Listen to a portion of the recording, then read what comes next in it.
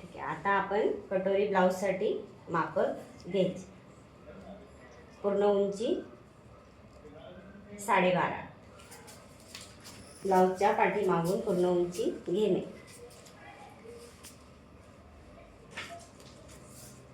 पुढच्या साईडने, ज्या साईडला हुक राहतात त्या साईडने आपल्याला बाकी सगळे माप घेणे. छातीचे माप 8 हे छातीचे माप. छातीच्या मापात अर्धा इंच मिळवणे. त्यानंतर कमरेचे माप 6.5, 6.5 प्लस अर्धा. आता आपल्याला मोंढ्याचे माप घे. स्केलाशी ठेवून सेंटरपासून शोल्डरच्या मोंढ्याचे माप 5.5 मोंढ्याचे माप. हे माप आपण आता पेपरवरती टाकून घेऊ.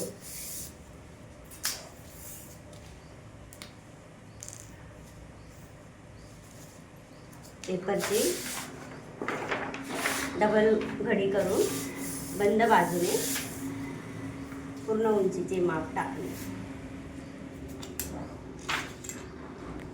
पूर्ण उंची 12.5 प्लस 1 13.5.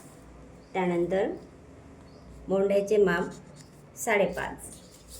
परत एक ह्या साईडने परत मोजून घ्यायचं. 13.5 5.5. त्यानंतर आपल्याला पॉइंट हे जोडून घेणे.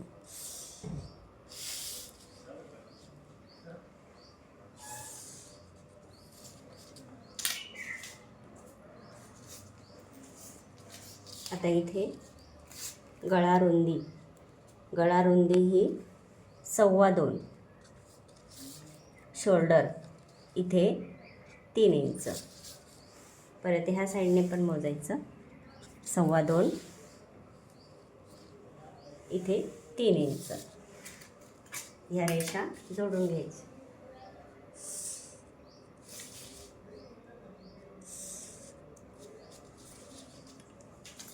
आता मोंढ्यासाठी 2 आकार. सुरुवातीला 1 इंच, नंतर अर्धा इंच. पेपर आपल्या साईडने फिरून मोंढ्याचे आकार देऊन घ्यायचे.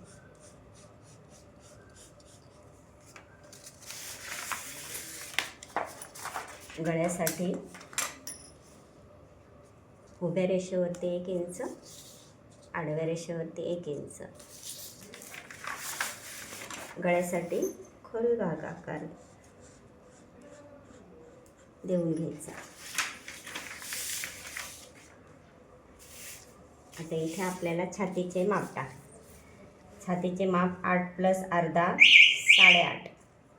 8.5चे माप टाकून पुढे मार्जिनसाठी 1.5 इंच माप टाकायचे. कमरेचे माप 7 प्लस अर्धा 7.5.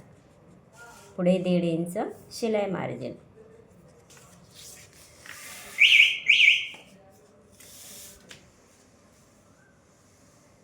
रेषा जोडून घ्यायच्या.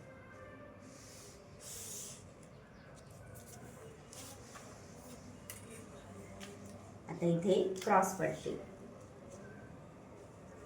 3 इंच, इथे 2.5 इंच. ही क्रॉस पट्टी जोडून घ्यायची. कटोरीसाठी ब्लाऊजवरतून कटोरीचे माप मोजायचे. 5 इंच कटोरी, ते माप इथे टाकायचे. ही 5 इंच कटोरी. त्यानंतर पहिल्या मोंढ्यापासून क्रॉस स्टेप ठेवून 2.5 इंचावर मार्किंग करायची. त्याला कटोरीचा आकार द्यायचा. ही झाली आपली हाफ कटोरी. आता ह्या मापाची आपल्याला कटिंग करायची.